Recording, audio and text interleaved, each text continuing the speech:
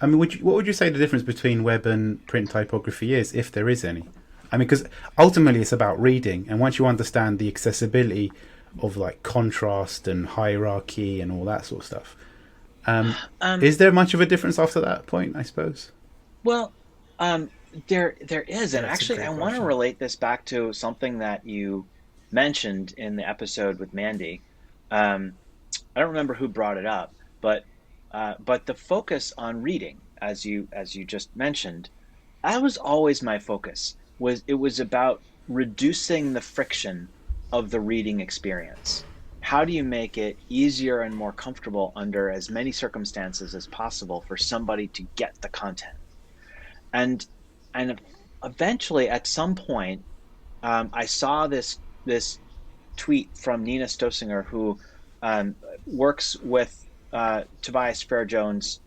She's a type designer and an educator, and teaches at Yale, and she's just brilliant. And she said something on Twitter about this idea um, of design, and I'm losing the specifics of it, but basically it got me thinking about design as an either reducing or increasing friction, and Yeah, it needs to do both of those things at different times.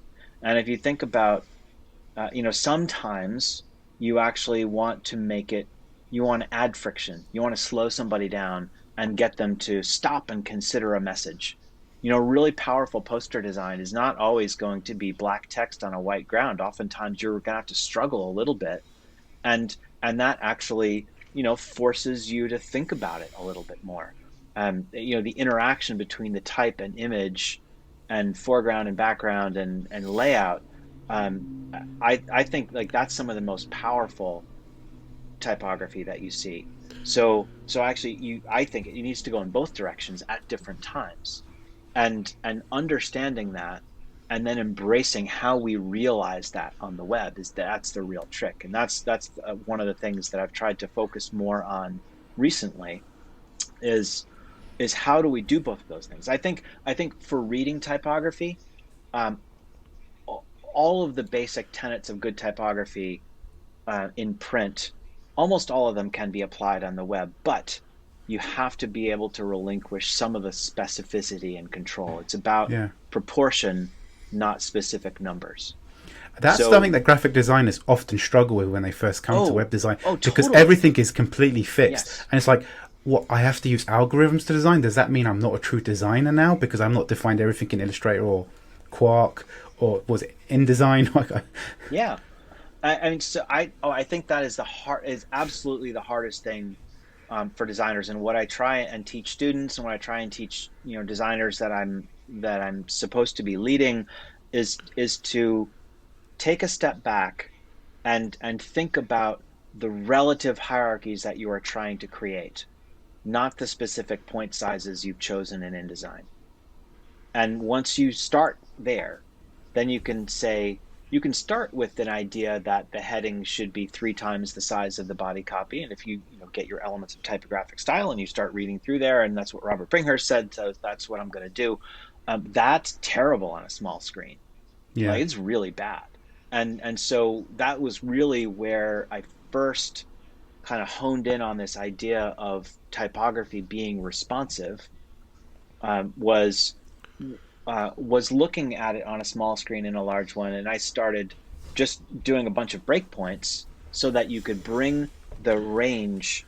The dynamic range can be narrower on a small screen because you have fewer distractions, and so you end up with better line breaks in the headings, but it still has the same volume compared yeah, to the body copy. Whereas on a big screen, you have to compete with more things, but you also can be more expressive at a larger scale. So that's it. First, it was breakpoints. Then it was CSS locks that I learned about from Tim Brown, who's the head of typography at Adobe now. He was one of the first people at Typekit, and then he it was Marcus. Oh shoot, Reichmuller, I think, who originally wrote about it. But so CSS locks was really interesting, and now we can use clamp in CSS. So I kind of migrated to that now, where we can set the proportion on a small screen, and Yeah. then figure out how big we want it to get, and then let the browser do everything in between. So And CSS clamp is almost like, say if you've come up with an algorithm that says the type size is going to change depending on the column width of a piece of text, which was like content queries, which was the thing which everyone wanted when I was looking at this stuff. And I think we've almost got that, but I'm so out of touch of the front end stuff. But yeah, clamping is like, you've got this beautiful algorithm, but the problem is if it gets too small, then it's unreadable. So clamp will right, stop it between a limit, right? Is that the general? right. So Yes. So it you won't go supply below 12 points or 12 pixels or whatever. right. So you set a low end, a high end, and then you set essentially a fluid value in the middle. And so that can be something based on viewport units, for example. So Yeah. that's based on the width of the screen. And if you do that with combined in a calculation with a more fixed unit like a rem or an m, then you can still zoom it, which is important for accessibility. But generally speaking, you're saying I want it no smaller than, let's use pixel equivalents. Let's say I want it no smaller than 16 pixels on a small screen. On the large screen, let's say we're talking about body copy, I'd love it to be up to 20. So I just want that to scale just a little bit.